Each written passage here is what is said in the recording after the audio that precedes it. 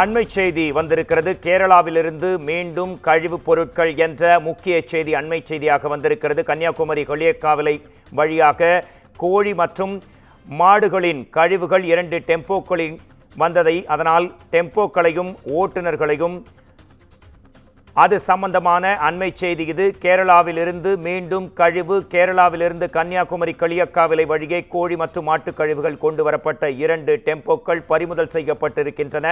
2 டெம்போக்களின் ஓட்டுநர்களையும் கைது செய்து காவல்துறையினர் விசாரணை நடத்தி வருகின்றனர்.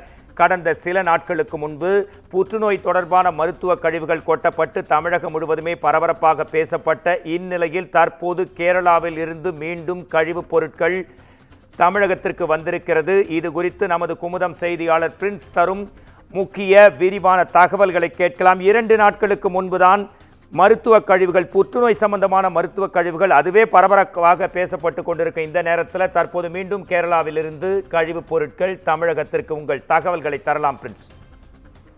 மோகன்ராஜ் வணக்கம். அதாவது கேரளாவிலிருந்து கன்னியாகுமரி மாவட்டத்திற்கு மீன் கழிவுகள் மற்றும் கோழி கழிவுகள் ஆகியவை கொண்டு வரப்படுவது பல ஆண்டுகளாக தொடர்ந்து நடைபெற்று வருகிறது.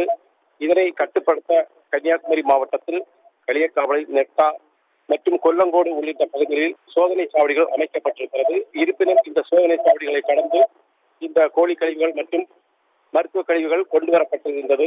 இந்த நிலையில் மாவட்ட காவல் கண்காணிப்பாளர் சுந்தரவனம் உத்தரவின் பேரில் அனைத்து சோதனை சாவடிகளிலும் தீவிர சோதனை நடத்த வேண்டும் என உத்தரவிட்டிருந்தார். இதைத் தொடர்ந்து சோதனை சாவடிகள் பலப்படுத்தப்பட்டது.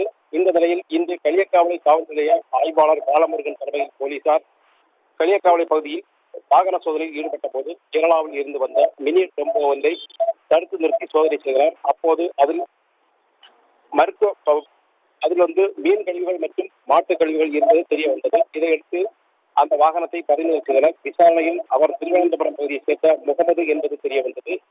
மேலும் வாகனத்தில் வந்த உரிமையாளர் கேரளாவை சேர்ந்த சமர்கான் மீதும் போலீசார் வழக்கு பதிவு செய்துள்ளனர். கைதான ஓட்டுநர் குளித்துறை நீதிமன்றத்தில் ஆஜர்படுத்தப்பட்டு சிறையில் அடைக்கப்பட்டார். இதேபோன்று மாலை சோதனை சாவடியில் போலீசார் வாகன சோதனையில் இருந்தபோது மேலும் ஒரு மாட்டு கழிவுகள் ஏற்றி வந்த வாகனத்தை போலீசார் பறிமுதல் செய்தனர். இதையடுத்து அந்த கழிவுகளையும் ஏற்றி வந்த ஓட்டுநர் தென்காசி ராஜநகர் பகுதியைச் சேர்ந்த சுப்பையா என்பவரையும் கைது செய்தனர்.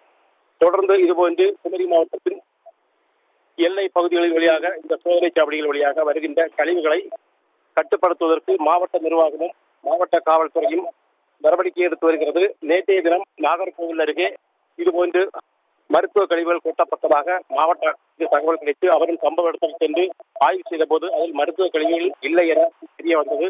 தற்போது இந்த சம்பவம் களியக்காவிளை மற்றும் அதன் சுற்றுவட்டார பகுதிகளில் பரபரப்பை ஏற்படுத்தியுள்ளது. மருத்துவ கழிவுகள் மட்டுமல்ல, எந்த விதமான கழிவும் அண்டை மாநிலத்திலிருந்து வருவது தவறு என்ற ஒரு கருத்தையும் இந்த நேரத்தில் குறிப்பிட்டதற்கு நன்றி பிரின்ஸ்.